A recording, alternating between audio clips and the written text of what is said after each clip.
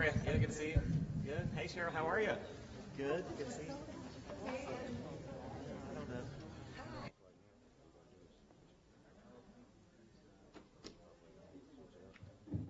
don't know.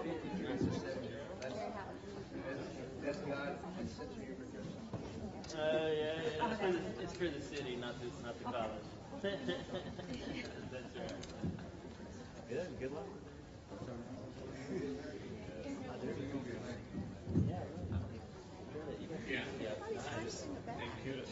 Here is as a spectator.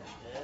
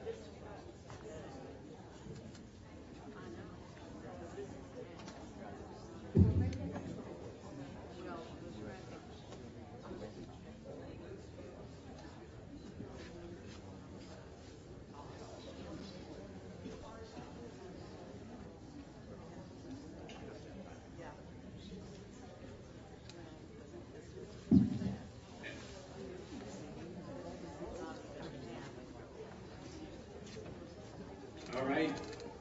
Thank you, everyone. I'm Chris Cobbler. I'm the CEO and publisher of the Fort Worth Report, and I want to just first thank all of you for coming and getting involved and caring about how government runs. That's what we're all here for. So thank you very much. I'll definitely want to thank our candidates here tonight for coming as well and putting themselves out there to field all these questions. I want to tell you a little bit about ourselves. Fort Worth Report, we're a nonprofit and nonpartisan news organization.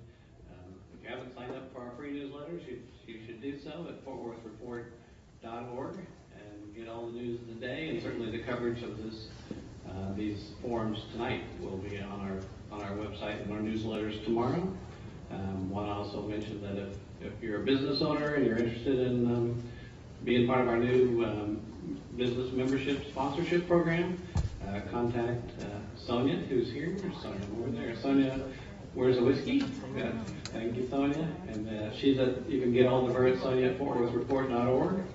And if you're already a subscriber and you want to become a member, you can just click that red donate button, and we're very happy for that.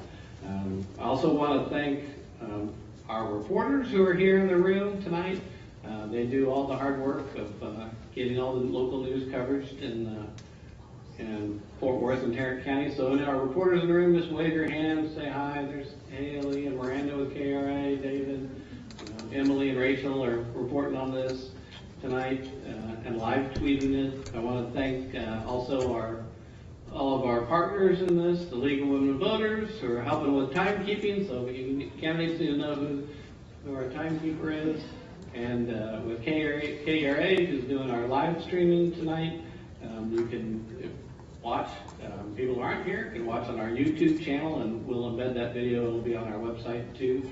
So many thanks to KERA. They've been collaborators with us almost from the beginning after we launched. And then Steer Fort Worth, they do a tremendous job of engaging younger professionals in the community, and also all of us are, again, non-profit and nonpartisan. So it's a good way to lean into that collaboration to just help the community. And then finally, I want to definitely thank Texas Wesleyan. They're our landlords. Our offices are across the street there on Rosedale next to the subway.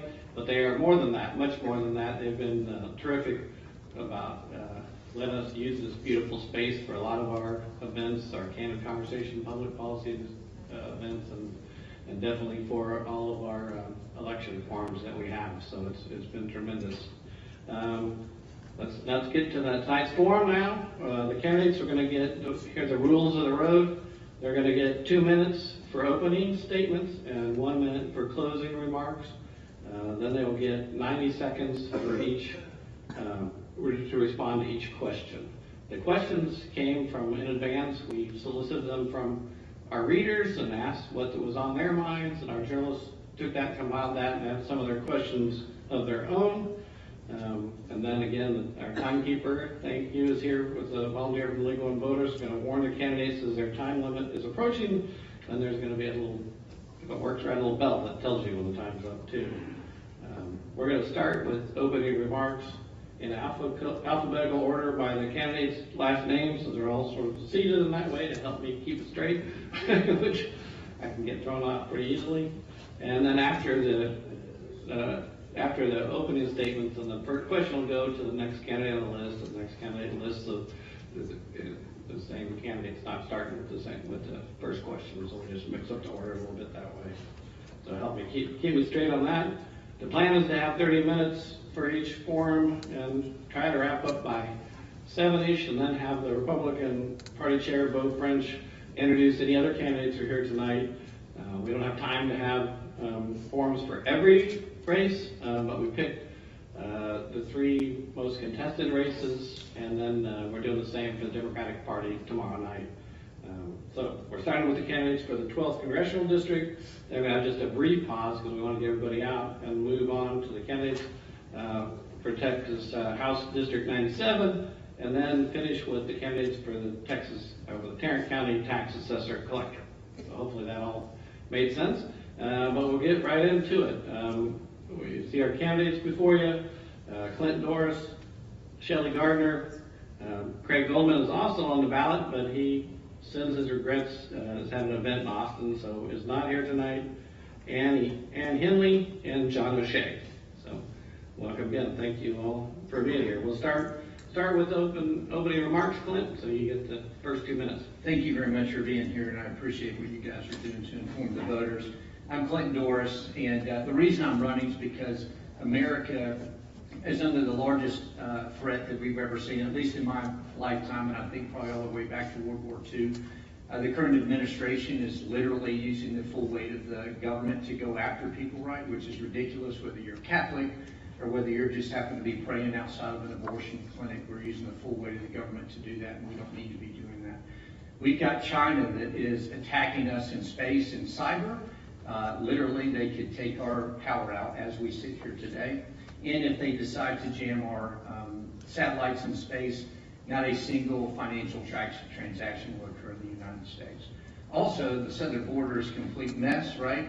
China is using the cartel as a proxy to kill 100,000 Americans every year, which is more Americans than we lost in the Korean War and Vietnam War combined. We're losing that every year. So I've got a couple of engineering degrees and spent a lot of time in industry and the federal government, and I just happen to be the only candidate that has fought China in space and cyber, has fought the cartel in Mexico, Central and South America, and has fought the terrorists around the globe. Mark my words, we are going to have terrorist attacks in this country again, and it won't be, in my opinion, it won't be the equivalent of a 9/11, but what we will see are things like what happened outside of Fort Bragg not too long ago, where they're using deer rifles to hit our power substations, and if enough of them do it all in the same night, we have a very significant problem. Thank you for being here, Clint Doris, and look forward to your questions. All right, thank you. All right, Shelley Gardner, you're next. Hello. There we go. Hello, everyone. I usually start off, I'm usually standing up, so I'll do the best I can sitting down. But I'd like you to be thoughtful for a second and think, is anyone here happy with the way things are at the border? Is anyone here happy with the way Congress seems to be working lately? Okay, well, does anyone here think Washington is broken? Well, what do you do when, thank you. What do you do when things are broken? You send an engineer. And my name is Shelley Gardner, and I'm the Christmas lights lady. I also I have a master's in electrical engineering from Texas Tech University. Get your guns up. But as the Christmas lights lady, I've been spreading joy and celebration across the country for almost 19 years.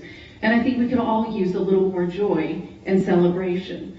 I started my business because I wanted to stay home with my boys, but also do the things that I love. As an engineer, I love to manage projects from creation to completion.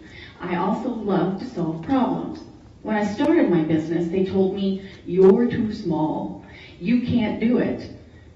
I'm stubborn and I'm determined, and I woke up every day and went to war with Amazon, Walmart, and Home Depot. And I won, and I've been winning ever for almost 19 years. But there are some things that are taking the joy out of my life. We see the border. It's a national security issue. I see a national security issue. We see issues with the price of gas, and we see issues with the cost of food. These are serious problems. And what do you do when you have a problem? You send an engineer. Because if I can go to war and fight Amazon, Home Depot, and Walmart, I can go to Congress and fight for every single one of you. Thank you. I'm Shelley Gardner. Thank you. All right, our next candidate. I'm Ann Henley. I'm running because I know that our country's in a mess. I'm a spirit-filled Christian. I think that we need more influence from God, godly people. We need to stand together. God has pulled countries out before, but He's also let them go down when they did not do what they were supposed to do. We've got a rule book, and that's what we need to be looking at. That's just, it really gets me that, like our speaker, who is a Christian, Mike Johnson is a Christian, and they've been giving him help. And I just don't think there's any reason for that. We can stand up to that. We have to. I think I've worked with Teen Challenge and seen the problems that they have, and the kids trying to come off of drugs and all. Drugs are a big problem. Why are our kids getting on drugs? And there's so much frustration for them, but we're the ones that should be in charge. We've got the border, we've got China, we've got other things that are fighting against us, but we can pull together and get God in on this, and we can pull out of. Thank you. I'm Ann Henley.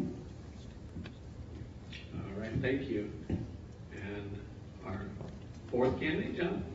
Good evening, John O'Shea, running for Texas' 12th Congressional District. What I think you're going to hear tonight from my fellow candidates in this race is that we all feel that the country is on the verge.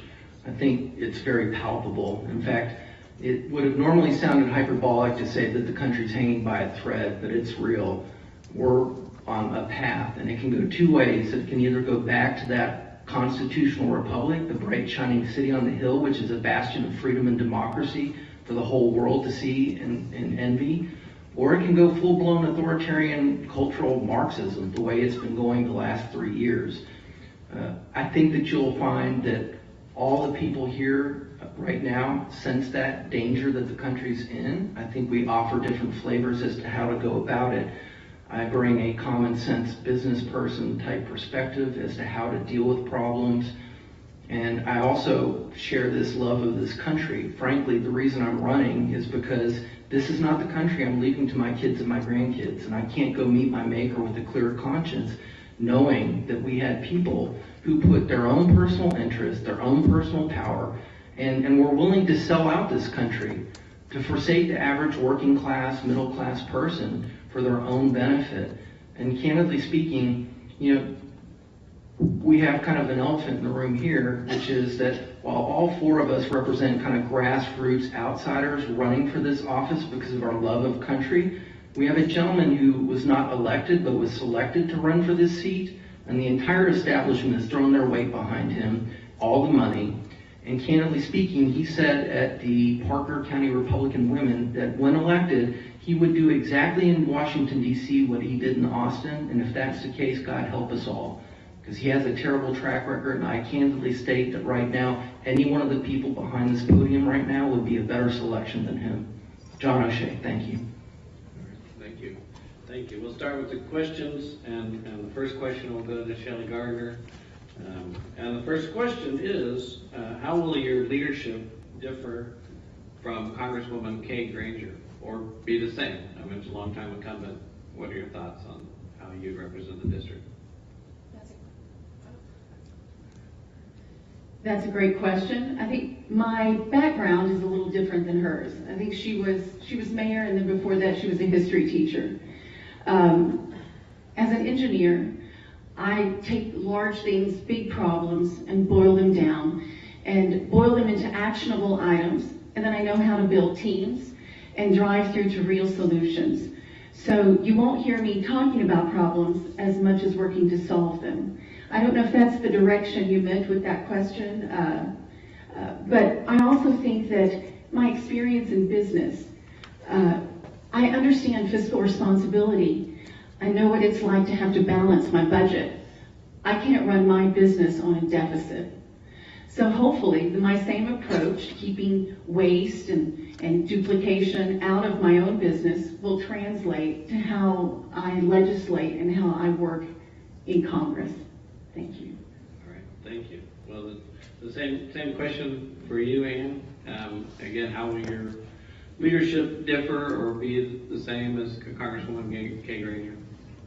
Well, I bought my first cow when I was 9 years old. It took me till 12 to pay for her, and but my grandmother didn't cut me any slack or give me a quarter. She made me pay for it, and so I've lived on a farm for most of my life, and I have a farm now. I've also had to rent houses and things like that. So I have done business that people don't understand. You are in business, and you learn to deal with people. But while I worked in accounting.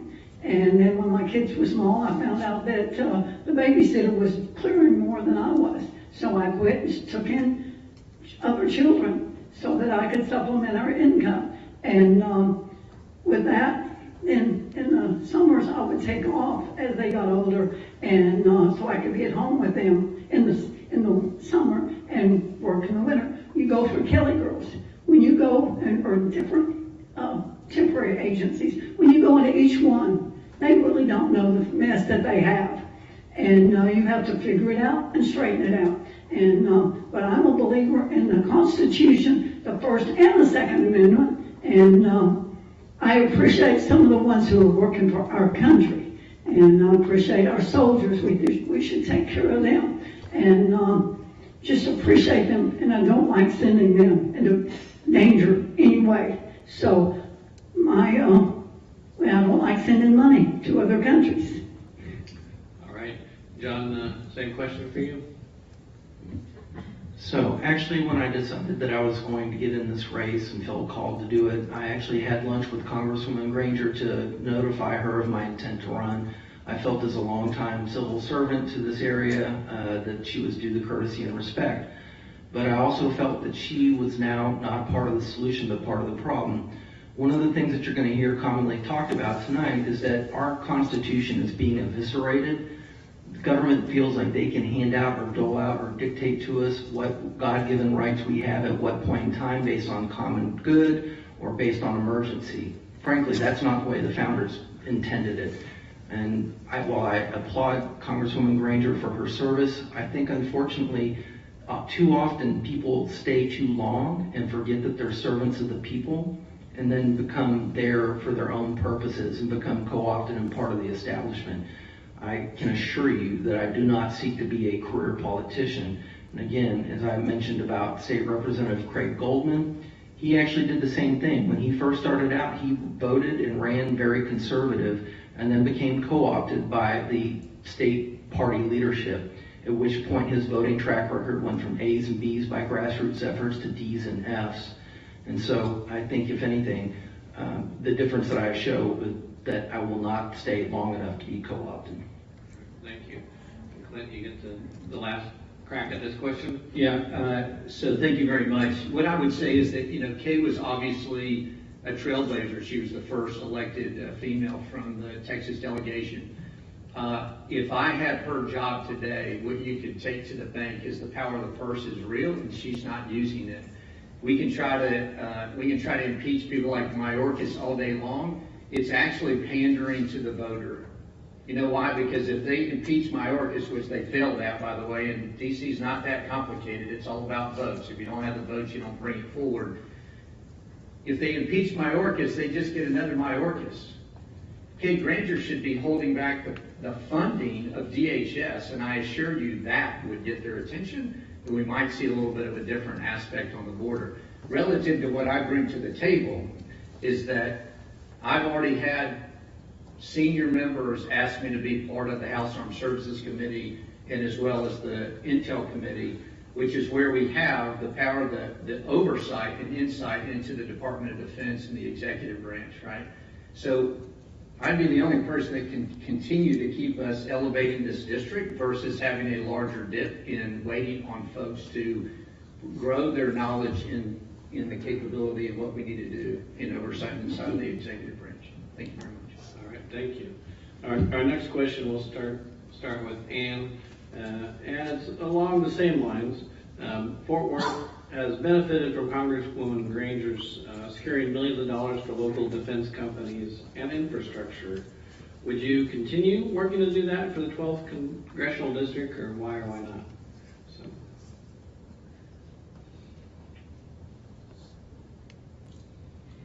Yes, I would continue, but I would look at what's there. I mean, you can't just automatically say, I will do it until you know what you got to work on and where it's going. I believe in keeping as much as our money here as possible, but our defense is also important, and jobs at places like Lockheed are important because of the planes that we have developed, the equipment. We have to protect our country, and we have to be ready for anything that comes. And you just can't just say, well, I will do this or I will do that. You got to figure out what's needed to be done before you jump out there and do it. And there's so many people that you can't trust. I've been to China. I've seen the oppression there, the people begging, trying to steal your passport so they can get out of there. We don't want that kind of stuff, but we don't want some of the stuff that's going on here.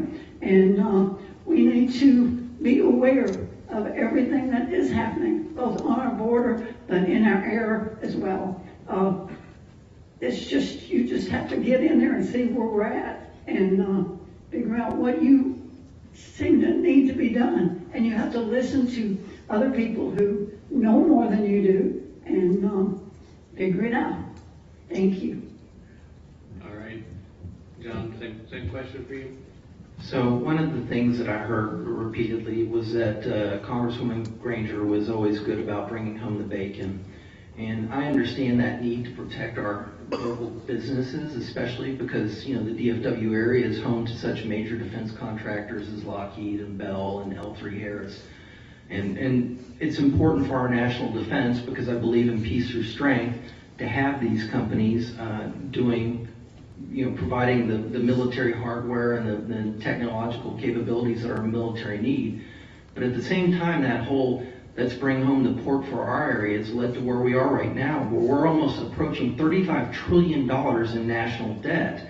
It is crushing working class and middle class people because it is spurring on inflation at the same time that the Federal Reserve is raising interest rates.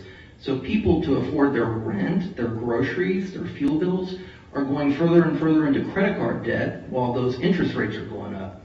At some point, we actually have to have a balanced budget. We actually have to spend responsibly. We've shown now that modern monetary theory and the fact that deficits don't matter is just a pipe dream. And we say we love our kids and we love our grandkids, then why are we just basically consigning them to a future of debt slavery? Because that's what we're doing. We're kicking the can down the road, and we're just saying, we're not going to bear the burden right now. We're not going to, and that's un-American. Americans have always been willing to bear the sacrifice right now for future generations. Thank you.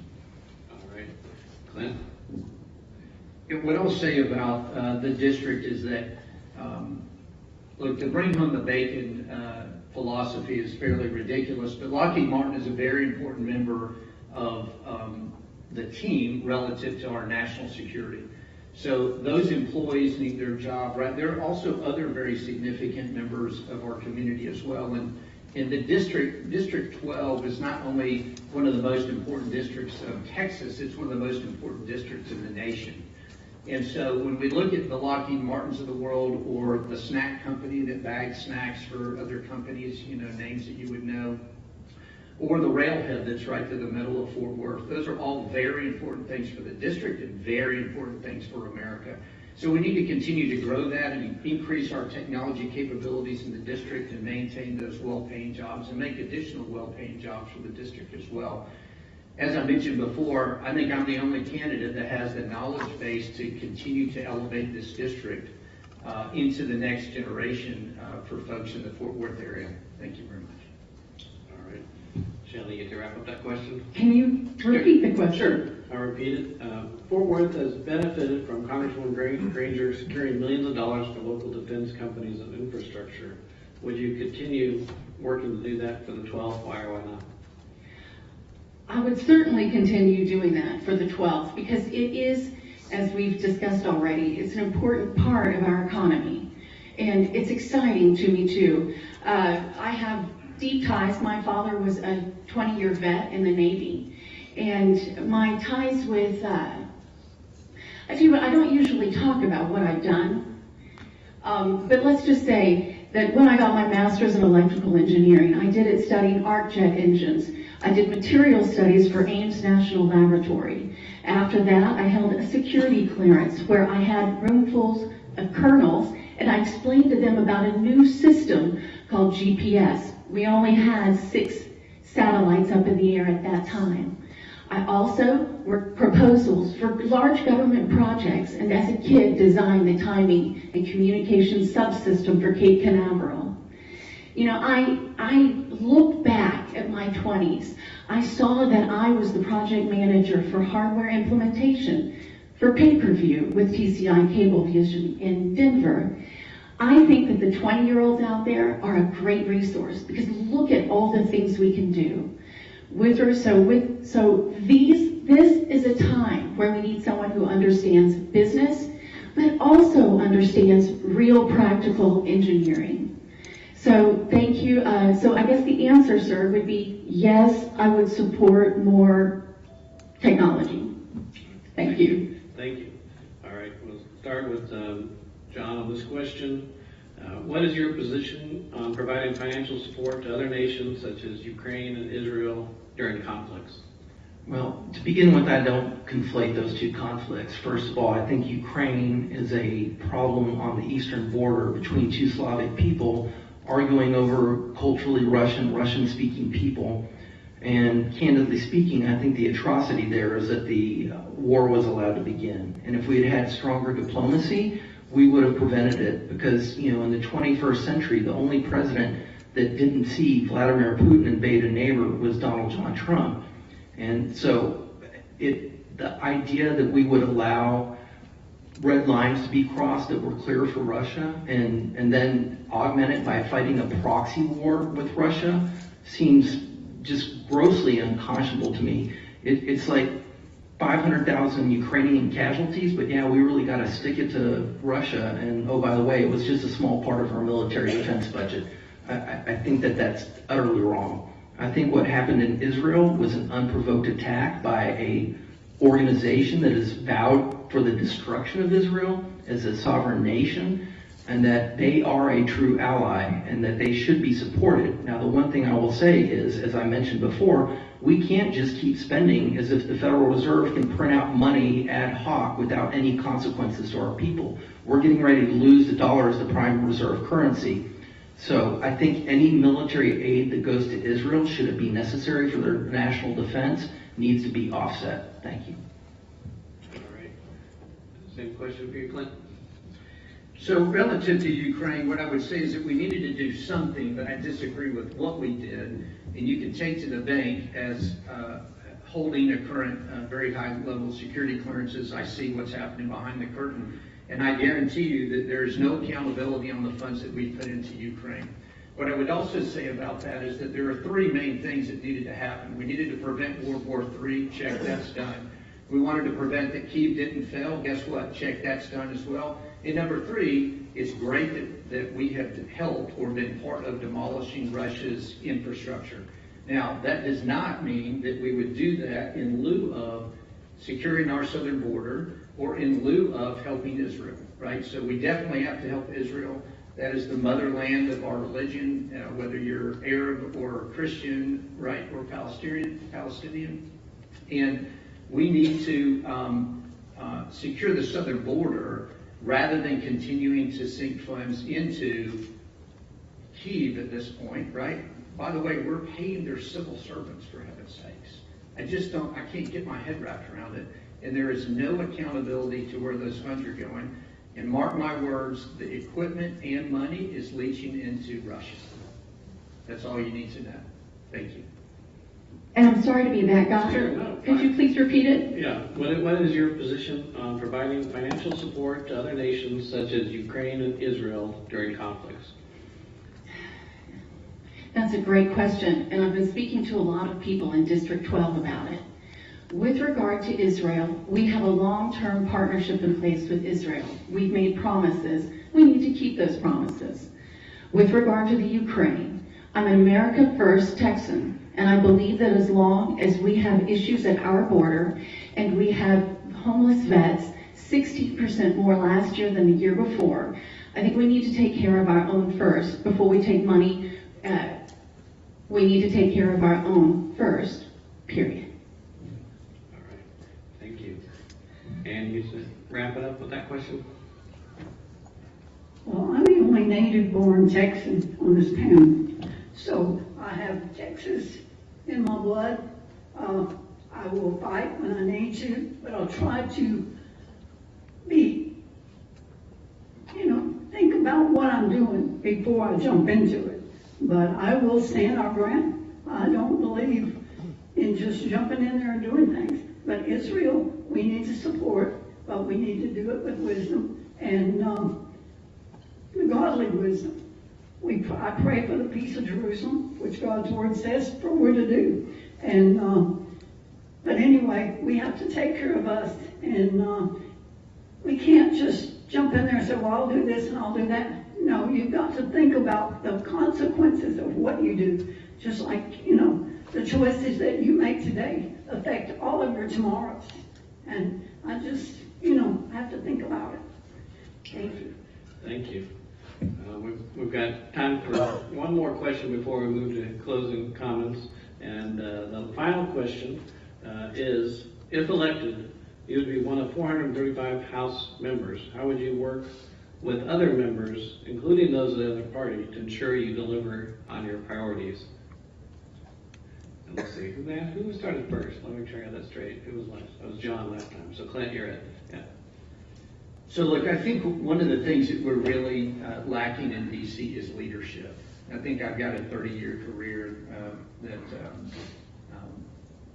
I've demonstrated leadership capability. I've spoken to a lot of existing or current members in DC that, to be honest with you, I was frankly surprised about and encouraged that there are still people in DC that are actually have a career and they gave it up to go actually try to help America. So I think we need to be stronger at coalescing those folks together.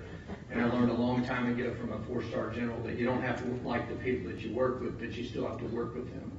Right? When I was a young man, in the Tipton days, Tip O'Neill days and so forth, right, the distance between a Democrat and a Republican was a handshake. Now it's a chasm that you can't even see the other side. Right? So part of this is because we continue to elect people without any experience, and then we send them to DC and to Austin and think they're going to do something miraculous because we're not ever checking into what their actual experience is. So if we stop doing that, it will take some time, but we will start to see a legislative branch that works for the people rather than serving themselves, which is what we see today, and that's both sides of the aisle, and I think we're all sick of it. So I think we need that leadership. Thank you very much. All right, thank you.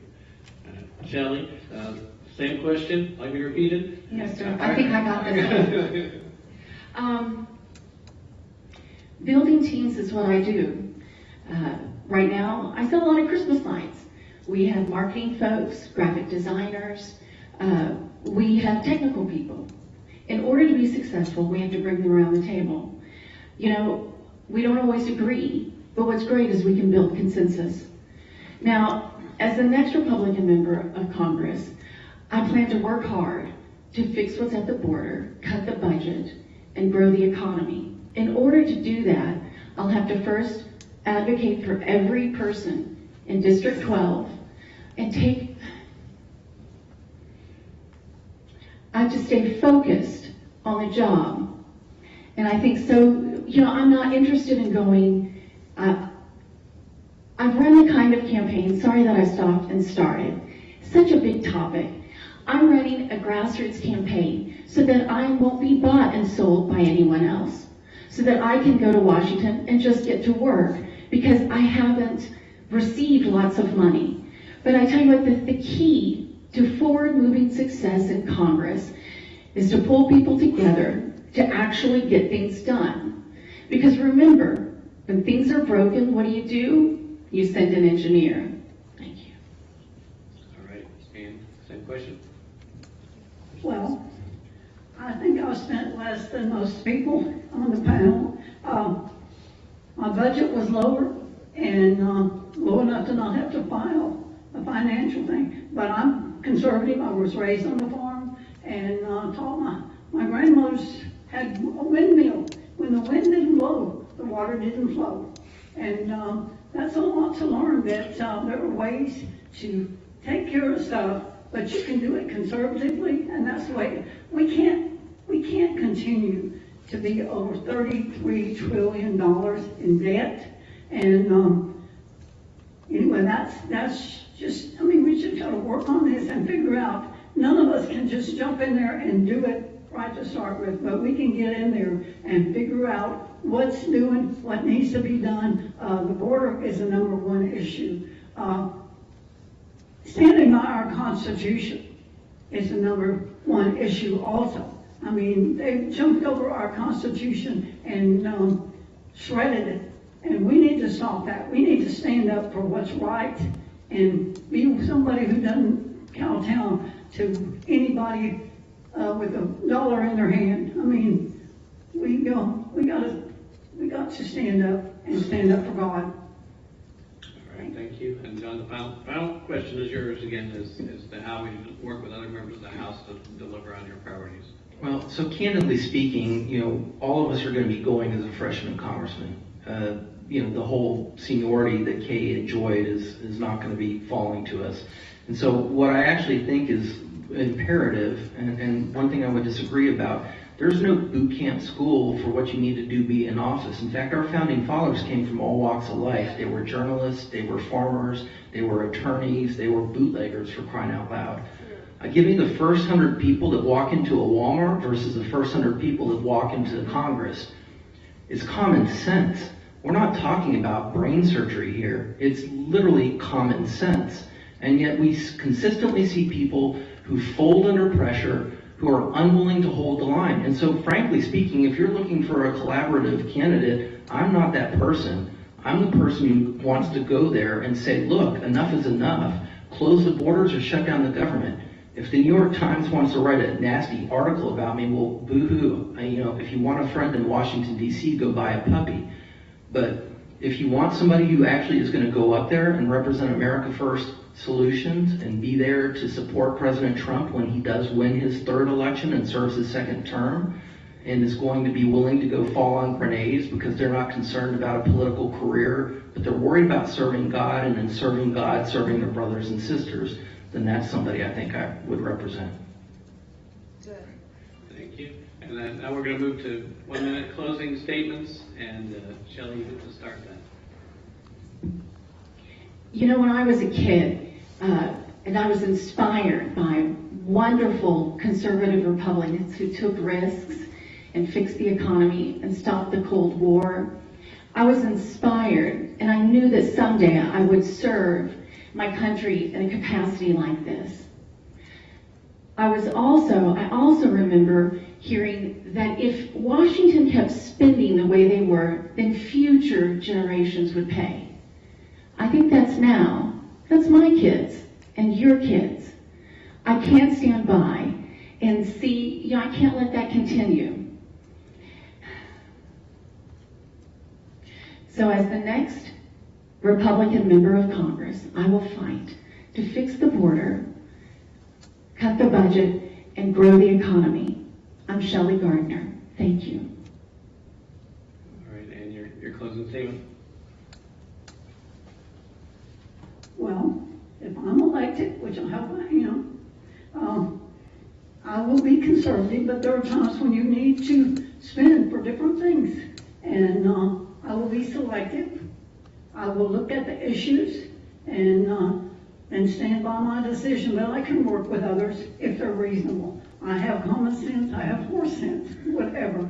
And we do need to think about what's going on. But like I said, I believe in God, and I think that we need to employ His help through all this. And I am a spirit-filled, I am licensed by the International Full Gospel Evangelistic Association. And I just know, we need to straighten out our country, and our people need to be reminded that we are a Christian nation. We are a godly country. The United States of America is a Christian country. We need to be saying that. We need to pay attention to our words. And anyway, thank you very much. I'm Ann Henley. All right, thank you. John? So basically, everything that you hear up here, all four of us feel called by God to serve our country. I think all four have a true, genuine patriotness and a desire to see this constitutional republic restored. But again, the reality of it is we're all four running against a hand-selected candidate who actually ran his first race for the Texas state legislature, saying that he was for border security and election integrity. And yet last year, when he had a chance to support a constitutional amendment that would have been on our ballot in November, stating that only U.S. citizens can vote in Texas elections, he voted with the Democrats and he voted present. He's going to tell you he's a conservative, and he's going to blast commercials and mailers all over the airwaves, and yet his scorecards show he's anything but. So I would encourage you to look between the four candidates here. We're all running grassroots campaigns, but I think that we need to elect somebody different. Thanks. All right. Clint, you get to the last closing statement. Bringing it home. So, look, for 30 years I've been busting the executive branch, whether it was inside it or outside of it. Unfortunately, the executive branch is where all the bloat exists, right? It's not in the Supreme Court, and it's not in the legislative branch. It's in the executive branch. Unfortunately, the executive branch doesn't divulge to the folks that do oversight and insight what they need to know. They tell them what they want them to know, just like our children do. They can't snow me in that. I know the insides. I've been doing it. When people don't want to do their job, you know what I do? I go find someone else that does want to do the job, even though it's not their title. We need that in D.C. We need to change what's going on in D.C. And by the way, I take a ditch digger in D.C. because they have more common sense than what we're doing there today. Clint Doris for Congress. Thank you. Please join me in thanking all of our candidates.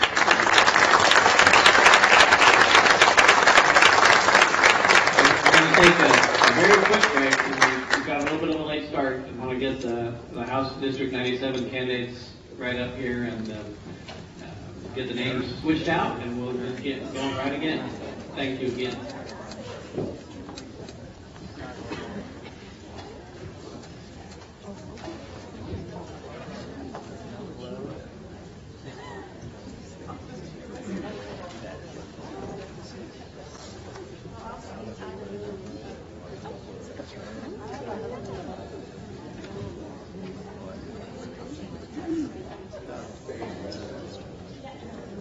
And just as a reminder, after House District 97, we'll have the tax assessor collector candidate. So stay tuned. We'll be right back. And again, as we're getting the candidates up here, this is being live streamed on our YouTube channel and will be embedded at FortWorthReport.org. I know better.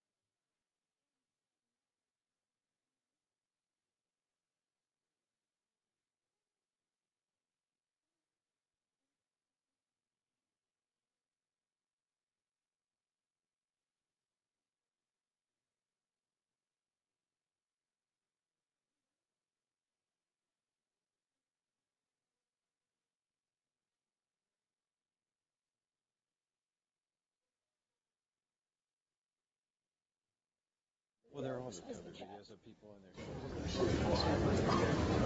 All right, everybody, we're going to get going again. Want to start by thanking again all of you for coming out tonight and taking your time to get informed and get involved. That's why we do this, to help people, help you make the decisions. We don't even have an opinion section at the Fort Worth Report because we're just here to help you gather the facts and make up your own mind. So, appreciate that. With that, want to introduce our House District 97 candidates in alphabetical order: Cheryl Bean, John McQueenie, and Leslie Robin. And we're going to start again, same format as we just did. 2 minutes for opening remarks, and then 90 seconds for each question, and 1 minute for closing remarks. And we'll start off in alphabetical order, just as before, so you get the benefit of having a nice early last name in the alphabet. And we get to start with the opening comments. Thank you, Cheryl. Okay, so I think I'm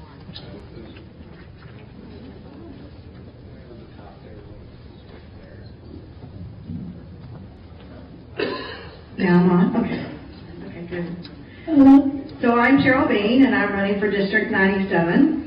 And I think today you're going to discover that we're all patriots, and we're all here because we're unhappy with what's going on in our country today, and particularly even down to the state level. You're going to hear us all say that we're conservative Republicans. You're going to hear us all say that we want to stop the border issue that we have. We want to grow prosperity in businesses. We want to help our schools. And we also want to protect our freedoms. Those are easy words to say. What I would like you to think about as we go through this is what stands behind those words. What experience is behind those words? What skill set comes behind those words? And how has our conservatism been demonstrated prior to filing for this office? So if you look at mine, you're going to see 20 years in defense industry, which is going to apply directly towards the border. You're going to see 15 years as a small business building homes and being in the housing community. So you'll see right there, I have both large corporate experience as well as I have small business experience. You're going to see someone in me that's sitting on a school board right now in the public schools and has faced the issues that we have to deal. And you're also going to see a lot of involvement already in our community, whether it's serving on a board, it's being a precinct chair, it's being president of the Builders Association, and a whole lot more that goes along with that. And you'll see the endorsements that back that up. Thank you. I am Cheryl Bean, and glad to be here. All right, thank you. John, you're next. Thanks a bunch for everybody being here. My name's John McQueenie. Certainly agree with Cheryl. We've got great people here that are willing to serve this community. We're very fortunate for that. I think that our background is uniquely qualified. Our backgrounds are all unique, and I think that mine uniquely qualifies me to represent you. I've served in the business community. I've grown businesses in this community. I've lived in the Rio Grande Valley, owned a business in the Rio Grande Valley as far as fixing the border. I understand that better than anybody in the race.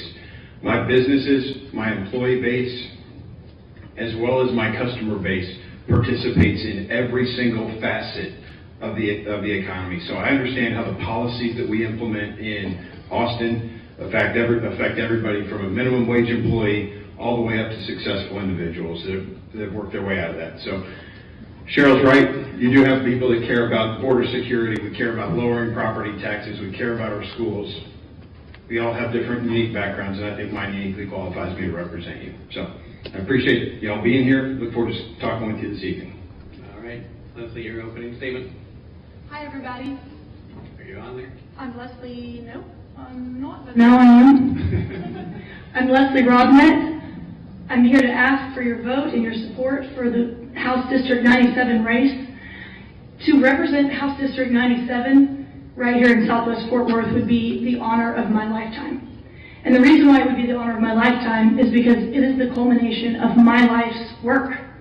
I spent the first part of my career as a staffer for State Representative Phil King, who is currently serving as your state senator.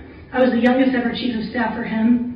I then graduated from the University of Texas School of Law. I am a sixth-generation Texas attorney, so you would say it's in my blood to practice law. but I am also, I graduated from UT Law and I went to the Texas Supreme Court. I clerked for conservative justice Paul Green, and I also, during the 2009 legislative session, took all of the judiciary issues with Chief Justice Wallace Jefferson to the Capitol to help the judges pass meaningful legislation that is governing our judiciary today. I tell you all of this because after that, I used all of that experience that I garnered in Austin to represent Texas families and businesses against the red tape and the government, the inefficient government that we all need to stand up and fight. And I'm the one with the experience to do it. But the culmination of my other life's work are my 3 beautiful children and my husband, who has fought in the military for 11 years and has literally been in the most dangerous combat zones around. And I can tell you the border issues are real. All of the school issues are real. We need someone that knows conservative issues and knows how to deliver results to this district. And I am the candidate before you today who knows how to do that. Leslie Robinette, District 97. Thank you. All right, John, to get our first question. What is your plan for reaching out to and representing constituents across your district, which covers parts of Fort Worth, most of Crowley, and all of Benbrook and White Settlement? So with my business experience, when I got in the McDonald's business, I had to learn that business from the ground up. I learned that business as I went through the program to become a McDonald's franchisee, starting with working at stations. That's learning how to make sandwiches in the back. That's learning how to clean the restaurant. That's learning how to make fries. That's learning how to run a shift. That's learning how to run a restaurant. That's learning how to get into that business and own and run the business. Just like that in our district, I think that getting behind the counter for the district and understanding the issues with our constituents is getting on the road. I'm out in front of our constituents. I'm knocking on doors. I'm spending time in all 4 of those communities: West Fort Worth, White Settlement, Crowley, Benbrook. I was at the city council meeting last night in White Settlement to understand how they uniquely operate and what matters to them, and we'll continue to see that as your representative. All right. Leslie, same question. I'm unique in this area in that I grew up in Fort Worth. I also had divorced parents, and I grew up in Palatinate County, and I have a ranch west of there that we have chosen to move our kids home to Fort Worth to raise them in the school district and the school system that I was a product of, and a ranch that will teach them the value of agriculture and the value of agriculture and the value of a rural community and how that plays into the lives of Texans. I tell you this because our district is unique in that way. And being an advocate for a living who represents families and businesses, I can tell you, you pick up the phone. That's how you get clients. That's how I get paid. And being from a rural area as well as a metropolitan area, I can tell you that I know how to represent Crowley all the way to White Settlement, all the way to West Fort Worth. And the secret is you answer the phone for every constituent in the district and you go deliver the results that they want at the Capitol. I'm the one who knows how to do this. Leslie Robinette, District 97. All right. Cheryl, same question for you in terms of representing your constituents across the district. Okay. I am the real hometown candidate here. I've lived here for over 60 years. I went to kindergarten in White Settlement. I went to first grade through high school on the south side of town, butting up next to Crowley. My kids are growing up here. They went up to the Pascal Pyramid in the middle of the city. And then my grandkids are here, and guess what? They are in a combination. They're all in this district for the most part, and they're going to a combination of public, private, and charter schools in this district. I worked for Lockheed for many, many times, for many, many years, and in doing so, most of their employees live in this district, so I kind of know what's going on there. Furthermore, my building company is in Benbrook, but it covers and has done houses and work in every aspect and every corner of this district. So I know the people in this district. And I do agree that in order to service these people, we need to answer the phones, but we need to reach out as well, and we need to go to their community activities and things. So I'm Cheryl Bean. Thank you very much. Thank you. Our first question this time will go to Leslie. Representative Craig Goldman, who previously held this seat, supported a funding increase to the state's film incentive program as a way to support jobs in his district. Do you support this program? Why or why not? One of the reasons why I moved schools halfway through my education in Fort Worth is because I believe that an arts education is was critical to my success. I was not getting that in the public school that I was being educated in, and so I moved to a school that provided all three of the A's: arts, academics, and athletics. I did that, and it launched me as a human, as a person. I think that arts funding is critical in the public education sector, in the private sector. In this town, it has launched us and put Fort Worth on a map unlike any other modern day era legislation in the era. I commend Representative Goldman for doing that. I think it's doing great things for Fort Worth, and I think that we should do more of it in our public schools as well. All right, thank you. I think I must have misunderstood the question. Try again. I'll ask it again, Cheryl. So Representative Craig Goldman, who previously held this seat, supported a funding increase to the state's film incentive program as a way to support jobs in his district. Do you support this program? Why or why not? Okay, so it's supporting the filming industry, not supporting what the schools are actually providing in the arts arena. Is that what you're asking? That's the question. Okay, just making sure. I thought that's what I understood the first time. I think that there is a lot of filming activity moving here to Texas and to our community because we have a lot to offer. And so I do support it because I think that's a natural outreach of industry that expands upon our base that we have right now. So yes, I support it. Simple. All right. You got the same question, John? Yeah, I'm not an expert on the legislation, but what you're telling me is that was legislation that promoted job growth in our community. I absolutely support that without question. I will continue to support things like that and be very creative in that manner, supporting anything that would support our community that could uniquely benefit from what we have to offer in Fort Worth. All right, thank you. All right, we'll start the next question with you, Cheryl. As more people continue to move to this area, quite the population boom we've got going on, what is your vision for supporting that growth? What infrastructure investments do you want to see prioritized? Well, that's talking my language. We have a serious housing issue in this area right now, and I know that because I'm in the building industry. We have a shortage of lots. We have a shortage of infrastructure to support the new developments that are moving out. In fact, I think there's something like 7 to 9 years behind in that regard. So I think if we want to continue to get people to move here, we're going to have to deal with that problem, and we're going to have to find housing. I mean, we are filling up every apartment we can build every year as fast as we can build it, much less the houses. So I think we need to work on how to improve our ability to get through that process of developing land and building homes quicker. That's one of the key things. And I think we need to work on the tax incentives and things that would also help us be able to build more affordable housing in that regard. All right, John, same question. We're very blessed with growth in this area. From an infrastructure perspective, though, we are failing. It's obvious. 2-3 years ago with our power outages with the ice storm, I feel like we're still putting Band-Aids on the delivery system. You know, the delivery system is what everybody's Band-Aiding, but I think the actual issue is the generation. So in the legislature, I'll make sure that we're providing incentives for companies to continue to grow the need for generation of power here. I'm in the transportation business. I've got a trucking business. My semi-trucks are on the road, not 24/7, but about 23/7. And I understand and see what the roadways are like and the problems that we have there. We've got significant issues that have not been invested in there. But the first thing is power, and then we can worry about battling traffic. Thank you. Same question for you, Leslie. I am sitting before you today asking for the opportunity to serve you, having come from opening the first global law firm here in Tarrant County called Dwayne Morris.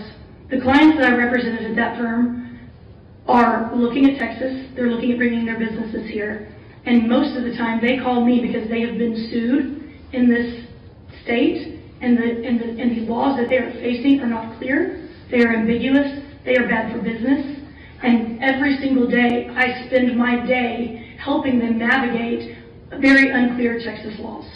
I tell you this because the way infrastructure is going to get built up here as where everywhere else is we recruit business. And the businesses that are looking to come here sometimes don't because the laws are not clear. They are not business friendly, and there needs to be clear laws and a way for businesses to operate without the fear of being sued all the time in a system that is very not transparent. I'm the one who sits up here before you and knows how to pass the laws, knows what the words in a statute mean and the effect that they may have and the chilling effect they may have on businesses that move here. We have to recruit business here because business here means surplus. Surplus means infrastructure. And the reason why we have more people moving to this part of District 97 and beyond in Tarrant County is because we are the conservative city in the country, and we do it better than everybody else, and we can do it even better. All right, thank you. John, you get the first question this time. And we're running short on time, so this will be the last question, then we'll go to closing comments. Last session, school vouchers were on the docket several times, including multiple special sessions. Where do you stand on voucher programs? Well, I think all three of us support school choice. I think that's been pretty clear. I think one thing that is important to understand that I stand for in addition to that is that we've got to make sure that we're not just putting vouchers off as a side program without fully funding our schools and fully funding our public school system. The analogy that I use when I'm knocking on people's doors, and some people call me silly, but I think most people understand it, is that we cannot send our public school system into a gunfight with a knife. So in order for us to continue to support school choice, we've got to make sure that we fund our public schools. We've got to get teacher pay raises. We've got to get additional funding for teachers that are doing excellent jobs.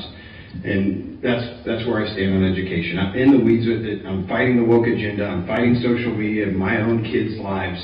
You know, we're in the thick of raising kids in this society, and this woke agenda, the social media pressures is something that I live with every single day. All right, thank you.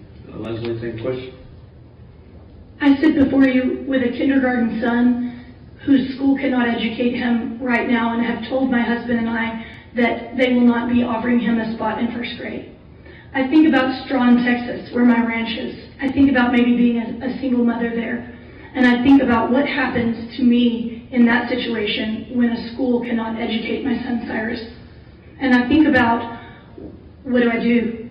You know what he does? He washes out. He doesn't read. Literacy rates in Tarrant County and Fort Worth ISD are at an all-time low. And the reason why is because we aren't putting the money where it needs to be to get the teachers who are qualified in our public school system, and we're not giving parents a choice over the education system that they need to make sure that whatever child, whatever God has given them as their talents, are being met in the school of their that suits their needs.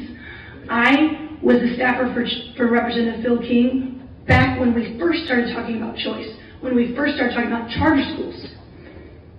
Since that time, it was just a concept. We've put charter schools in place. We see the success. There is literally a waiting list for charter schools. It means that choice works. You don't want to go to a grocery store with one cereal. I'm gluten-free. I can't eat Trix. I can't eat Apple Jacks. But I want Apple Jacks in case I want to give my kids something for their birthday. That's the same thing that we're doing with choice. We've got to give the kids, we've got to give the parents the power to choose, and we've got to fund our schools. It's the conservative imperative. All right, Cheryl, same question. Okay. You know, sometimes I think God puts you on a path and you don't even understand what it is until you get there. The last couple of years I've been on a school board for a public charter system. And in so doing, I have confronted the indoctrination issues on our children straight on. I've sat there while people have spit on me, cussed me out, and told me I was killing their children because I would not allow them to transgender or be thought of and brought up as the opposite sex. That is eye-opening to see how hurt these kids are and how damaged they are being raised. This is what our schools are facing. So to me, when I think school choice, it is a way out for some of the kids who are in a situation that they cannot escape. Our schools have issues. We all know that. but the indoctrination thing is huge. I've also been involved heavily in the sex education program recently that's under a new decisions being made as to which way to go, and that's a big issue. So to me, I think we need to get our parents more involved, and we need to give them the visibility to do that, and we need, for all else, we need to protect the children's innocence. Thank you. We'll move to closing statement, 1 minute, and we'll start with you, Leslie. I said before you today, I ask for the honor of your vote. I ask for the privilege of a lifetime to be able to represent this district, District 97. I have been endorsed by all of the law enforcement that there is to be endorsed by in this district. Manny Ramirez, Constable John Siegel, the Fort Worth Police Officers Association. It is critical that we protect our border, that we protect our kids, that we pass measures that are going to empower parents to give them every opportunity and keep them safe. I'm endorsed by these amazing institutions, plus so many grassroots leaders in the community and so many leaders in Texas who have worked with me, who have gotten to know me, who know that there's a difference between loving the state and wanting to do a good job and knowing exactly how to do it and who can hit the ground running from day one. I am the candidate before you asking for that honor, and I thank you for your vote. Leslie Robnett, House District 97. All right, Cheryl, your closing statement. Yes, I think we're all asking for that honor, not just one of us. But I want to make it clear why I'm here and why I'm choosing to do this at this stage in my life. I have no interest in becoming a career politician, not at all. I'm not here to promote a business interest. I am here because I am concerned with where we're going, and I want to make a difference. I want to make a difference in a big way. And if you look at it, I think the background I have really uniquely qualifies me to do that, whether it's my understanding of threats and things associated with the border, or whether it's the business experience I have or the school board experience I have. But I have the support, and I think the understanding of many of our constituents. In fact, most of the HD 97 precinct chairs are supporting me. I also have Tim O'Hare, Matt Krause, Nate Chasline, Ken Paxton, Rick Barnes. The list goes on and on and on. Not to mention the number of associations, and as well as all three of the voter guides that have been listed so far. I have all three of those sitting at the top of it. I am Cheryl Bean, and I want to be your representative so I can serve you. All right, John, as the alphabet would have it, you get the last word. It's kind of random that the one in the middle gets the last one now. I want to thank you guys for being here. My background as a business owner, as a person that's grown businesses in this community, I think uniquely qualifies me to represent you. I'm a TCU alumni. I understand how TCU impacts our community. It is squarely in our district. It's more than just the fun stuff of going to football games when the athletic programs are great. That's fun too. But the amount of cultural impact that TCU has on our community, and as an alumni to that university, I fully understand how much it impacts our community there. Having lived in the Rio Grande Valley for 3 years running a business there, I understand the border crisis better than anybody. I lived it. My family was there. My business was there. I understand the impacts of crime and on community, on business, on family, and understand that that needs to stop. So I would greatly appreciate your consideration. We are very fortunate that you've got 3 people that are willing to serve this community. I think that our backgrounds are uniquely different, and I would appreciate your consideration. All right, thank you. Thank you. Please join me in thanking all of you. Take a brief pause and get Rick Burns and Wendy Burgess up for tax assessor collector. So don't go away. I appreciate all your patience again and your willingness to get informed and involved.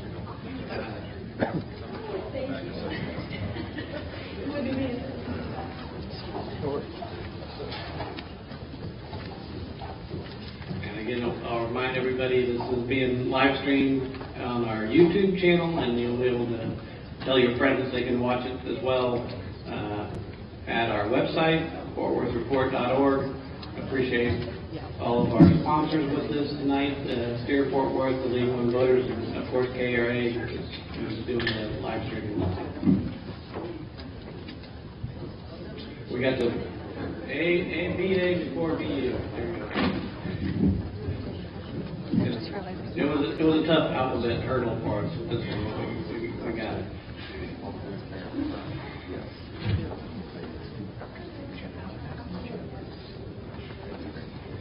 All right, everybody. We'll get going with the next, last but not least by any means, the tax assessor collector candidates, Rick Barnes and Wendy Burgess. The same format applies. There'll be 2 minutes for opening comments, and then 90 seconds for each question, and 1 minute for closing comments. And again, the questions were solicited from our readers in advance, and then our journalists compiled those and added a few too. So we appreciate again both of your willingness to serve and willingness to be here. So with that, we'll start with the opening comments from you, Mr. Barnes. Thank you. Excuse me. Thank you. And thanks for being here tonight. Thanks for hanging in there with us. We're getting used to being the last group to go. And so we appreciate you being here and being part of this program. My name's Rick Barnes, and I was born in Fort Worth, Texas. I'm a Gladney baby. I was adopted as an infant. I'm not sure who my birth mom was, but I'm sure glad she chose life. From the very beginning of my life, being a conservative was natural, because that's how we started things out. I was raised by educators around West Texas. My dad started out as a football coach, retired as a superintendent. We lived in 7 towns before I went to college. It sounds military, but what it actually sounds like is a bad football coach, because I told him as he got older that usually you stay in one place and do very well, and we moved about every 3 years to go somewhere else. I have an undergraduate degree in economics with an emphasis in finance from Texas Tech University, and then came to TCU, got a master's here. I got married to my wife, who I've been married to now for 35 years. Many people in this room know her. She's probably the true politician in the family, because she actually enjoys every bit of this process. I spent a stint for a little while in higher education administration, and then 20 years on in my own business as a speaker and consultant, traveling around the country, speaking at conventions and conferences, doing programs on strategic planning, long-range goal setting, and working with organizations to help them to improve themselves as a result of the process that we went through together. I was elected to the City Council in Keller, served as Mayor Pro Tem for 3 years, and then after that served as the party chair for Tarrant County Republican Party for the past 4.5 years. There's a lot of people in this room that are very critical of making that process go very well.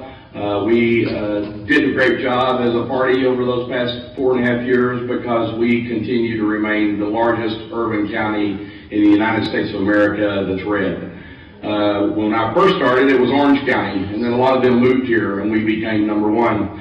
And so we continue to do well with that, and I appreciate the opportunity to be with you tonight. All right, Ms. Burgess here, opening comments. Yes, sir.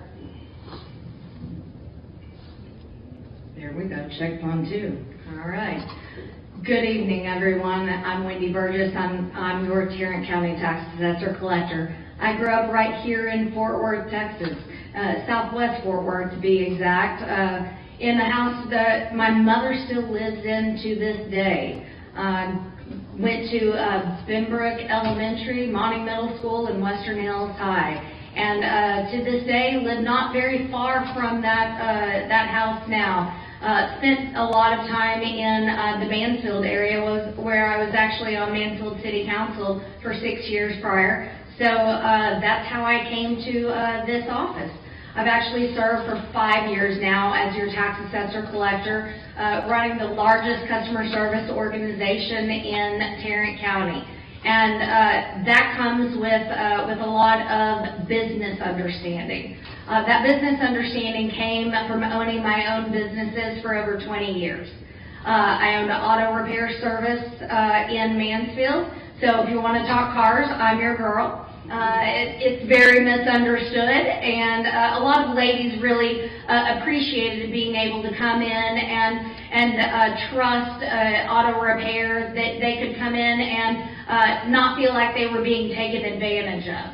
And then I had an IT services company, and that really led into some of the future that I brought into the tax office in organization and efficiencies in the tax office, because we're the largest customer service facing business, but we also create efficiencies and time efficiencies for our customers, because we handle 1.9 million accounts. We're the 3rd largest county in Texas and the 13th largest county in the United States. We'll get to talk to you a bit more about the tax office, of which I run, and answer some more questions throughout the evening. All right, thank you. Yeah. Thank you. And you'll get the first question. Yes, sir. The Tarrant County Tax Assessor Collector has traditionally been a non-voting member of the Tarrant Appraisal Board of Directors.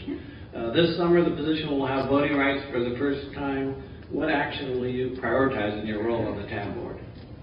Well, I have been a member of the TAB board, and I've been able to prioritize my role through the use of my voice so far. I haven't been a voting member through that role. However, I have been able to voice opinions and contribute through discussions. And discussions with the other board members and discussions with the chief appraiser in prioritization and policy and making decisions with that board is something that the board really contributes to. It's also something that that board makes the decision in the hiring and firing of the chief appraiser. That has come into a polarizing position, and I actually, when the voting members could not achieve a position in relieving that member from their duties, I took the position of making a phone call to that individual, and we all know his name was Jeff Law, and I made a phone call. And the following day, we did have a resignation letter, and now I can say, as of February 1st, we do have a new chief appraiser heading up the Tarrant Appraisal District, and I will focus on working with the other board members and our new board members that will be voted on by the people of Tarrant County, working alongside them to move forward to the new future of the TAB board. All right. Same question for you. Sure. It's important to understand some very big differences between the two of us, and this is it.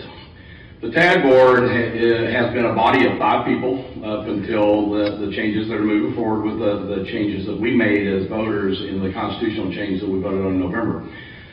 Those 5 people that sit on that board do not represent you at all. They represent the taxing entities across the county. They're put in those positions by the taxing entities, so their position is not to be concerned with what taxpayers think. There's been one person on that board throughout that entire time period, and it's been the tax assessor collector that does represent you. You are the person that puts that person in office. That person has not utilized the voice to represent you at all. That's exactly what I will do moving forward. Thankfully, we're also adding, through that constitutional change that we made in November, 3 at-large people from the community that are going to be representing you as taxpayers. And we need to be very careful with who those people are as we select them to make decisions on your behalf. We are representing the Republican Party, and I think that those 3 people need to be as conservative as we can get to represent us as they make decisions on the top issue that's going on in Tarrant County. This job does a lot of things that relate to taxes, dealing with car registrations, boat registrations, all other things that we do that are statutorily required. But the number one topic that every single person I've talked to across the county over the past 6 months has nothing to do with any of that. What we're concerned about is what's going on with the TAB board, and I look forward to being a part of bringing about the changes necessary there. All right. Well, you'll get the first question following up somewhat is how will you work with the new Tarrant chief appraiser? Yeah, the chief appraiser is an important part of the conversation because that person ultimately ends up being the one deciding what our homes are worth. I think everybody in this room ought to be concerned about who that is and what their mindset is and how they help to make those decisions. The truth is, any of you that's ever gone and challenged your home rate know that there's a process that they go through, but quite frankly, it's not as solid as some may make it sound, because I, as an example, at one point went online to challenge mine. I did go before the body, and they lowered my rate 2% just because I said they should. It's not a hard fact process. It's a reality of the fact that a lot of us are not. We're pretty concerned about what our values are. And so I think that person needs to understand what the desires are of Tarrant County. needs to understand what the desires are of the taxpayers of Tarrant County, and those are the people we need to be reaching out to talk to, not the bureaucratic process, not the people that represent the taxing entities themselves, but you, the taxpayers, and the people that own the homes and the properties across Tarrant County. That's who we need to be having conversations with. And so I'll be working closely with that person, knowing that that's who put me in office, is those of you, and then we hired that person to represent the process. That process is extremely bureaucratic. Our process is extremely political, and that's the way it will work moving forward. All right. Wendy, same question for you. How you work with the new chief appraiser? Okay, well, I've been able to work with the chief appraiser in the past, and it's beyond just the valuation system.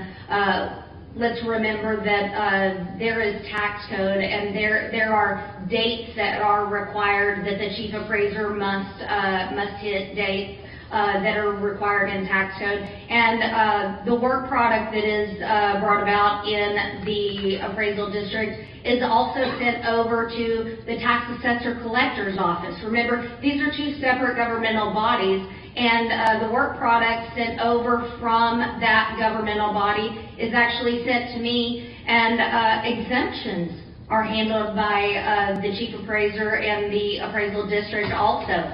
Those are completely separate as well. And so working with the taxpayers at the front counter, we actually work with individuals when we see that they're missing an exemption. We make a suggestion and we say, hey, we see that you don't have an appropriate exemption that might assist you and might lower your tax burden, and we tell them how they could walk through that process. It is not through our office. However, we see an availability and to be an advocate on their behalf and to shuttle them through that system of how they can get that on their account. Yes, ma'am. All right. More ideas to talk about later.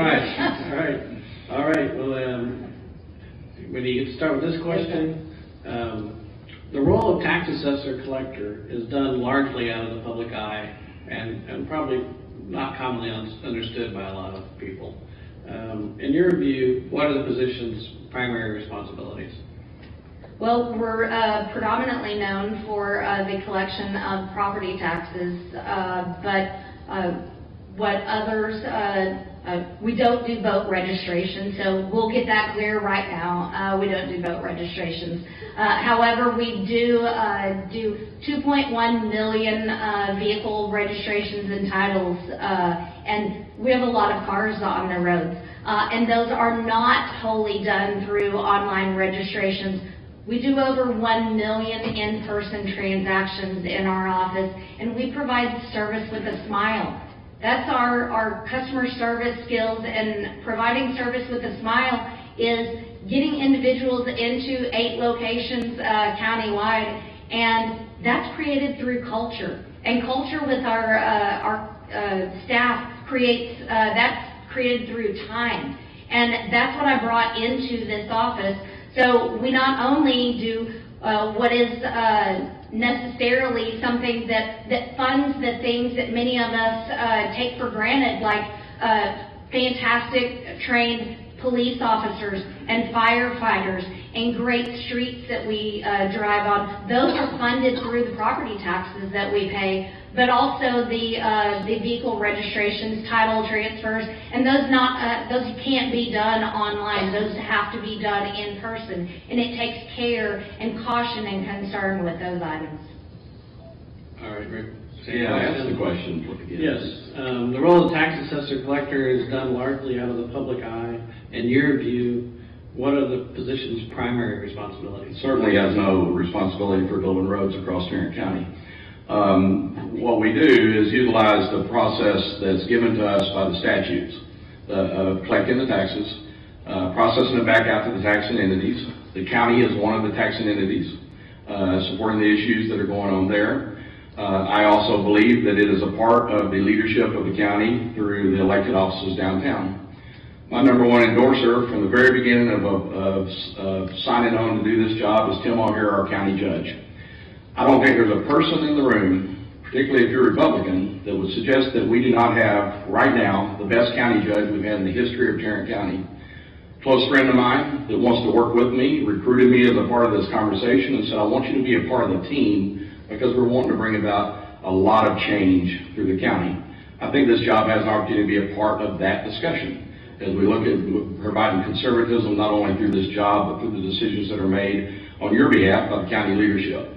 And so there's a lot of reality to this job in that it's not just sitting in an office and dealing with the tax issues or dealing with the statutory requirements, but it's also an opportunity to get out and be a part of the team of leadership across the county, and I look forward to being a part of that in this job. All right, thank you. You get the follow-up question to that you get to start with is, given that those primary responsibilities, what qualifications do you have for the position? So my history, again, I told you as an elected official, is I served on the other side of this conversation as a mayor pro tem of a city where I was part of the taxing entity. We were really concerned about this office. We talk about it pretty frequently because it has a great impact on us on the taxing entity side to make sure that the taxes are levied correctly, to make sure that they are paid correctly, and make sure that it gets back to the city the way it should be. That's not just the cities, but it's also the school boards, the ISDs across the county, and the hospital districts. They all have a vested interest in this job being a part of that. So I've been on the other side of that conversation. I've also been in a leadership role my entire career. This job requires leadership, not just management. Statutory requirements are a bunch of management. You can take a book that tells you what the laws are, passed by the people in Austin, and follow the step-by-step process, but it takes leadership to bring about change. The big difference between leadership and management is, in fact, change. Doing what you've always done is just management.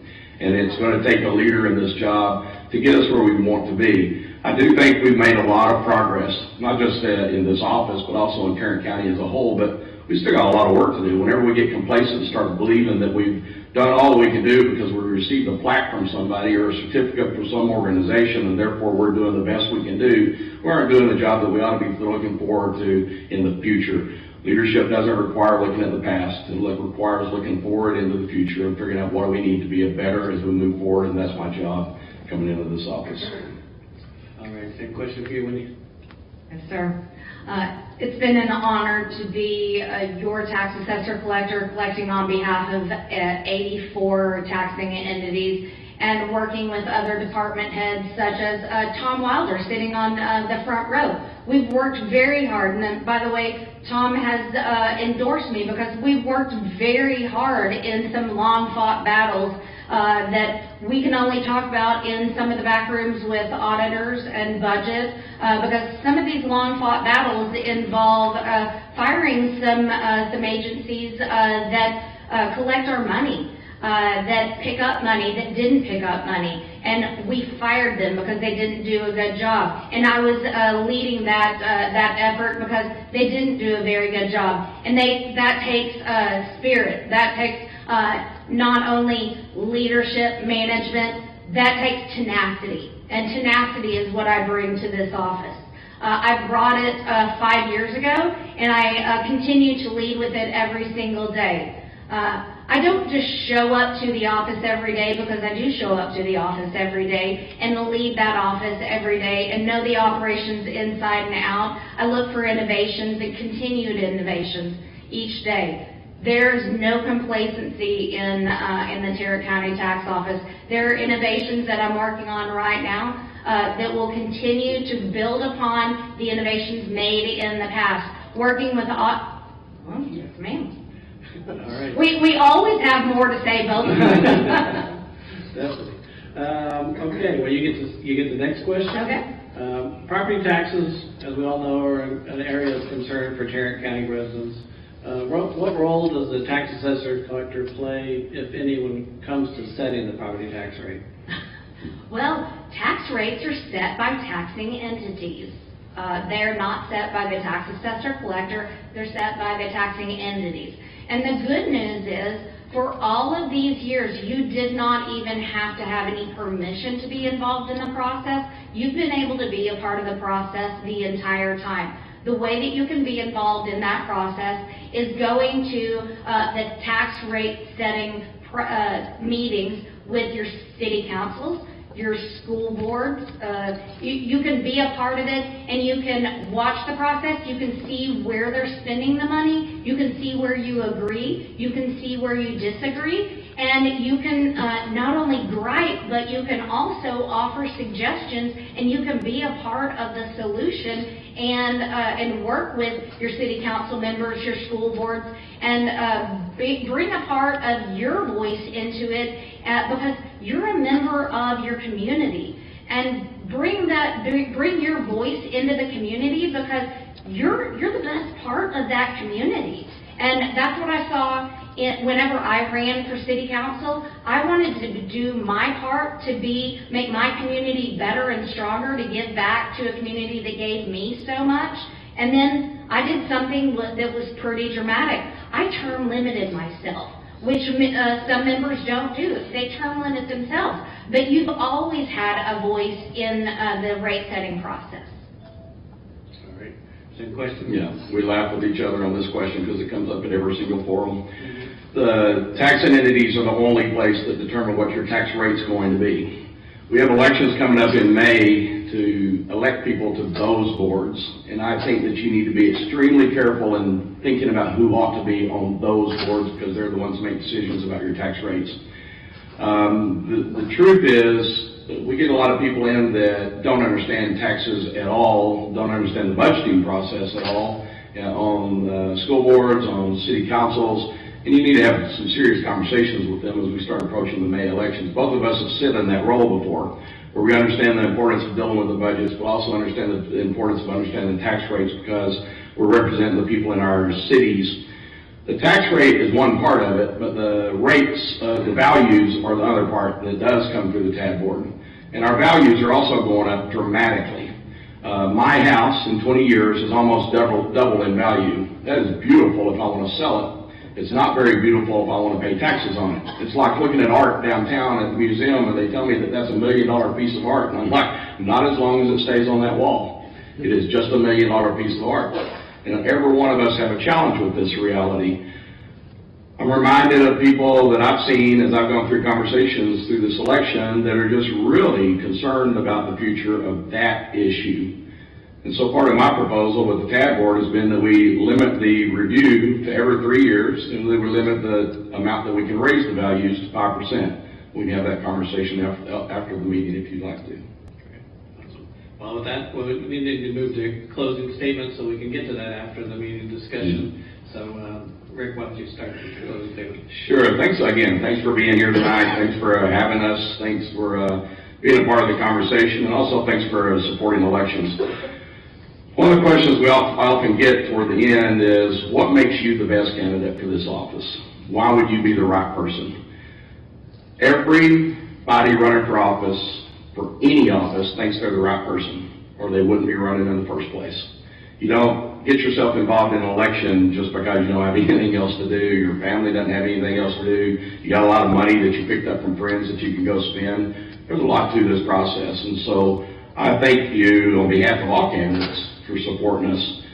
But whenever I'm asked what makes you the right person for the job, there's a lot of pause that goes into that for me. Because what I want to tell you is that a lot of other people think I'm the right person for the job as well. I have endorsement from every single conservative body that you can get an endorsement from in Tarrant County. True Texas Project, Texas Values Action, DFW Conservative Votes, the Green Card, Texas Right to Life, Young Conservatives of Texas, for Liberty and Justice, Tarrant County Patriots PAC, and as of today, the coveted link letter. I look forward to serving as your next tax assessor, and I look forward to receiving your vote. Thanks for being here tonight. All right, when you get the last word. All right. My name is Wendy Burgess, and I have been your tax assessor for 5 years, and I look forward to being your future tax assessor because I look forward to continuing the work that I've done. We have been an award-winning tax office, and those awards are not just pieces of paper on the wall. That is years of work, of hard work by myself, my staff, and it is true dedication that results in these awards. These awards are not just something that we flash around. These are audits that lasted a year long by external auditors. And why did we do it? because it shows the results of our work to you, the people that really matter. And if we talk about endorsements, really the only endorsement that matters is yours when you go in to vote, and I ask for your vote for Wendy Burgess for tax assessor. All right, thank you so much. Please join me in thanking both our candidates. I want to thank all of you for coming out and staying through the evening for this very important discussion. I want to encourage you all to get out and vote.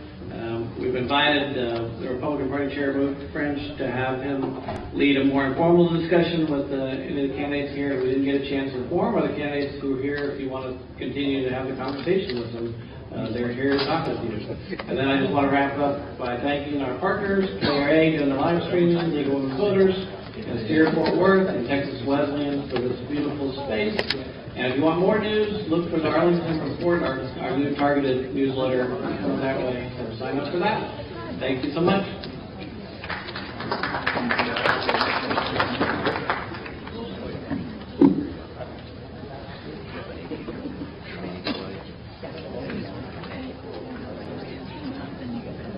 Good seeing you.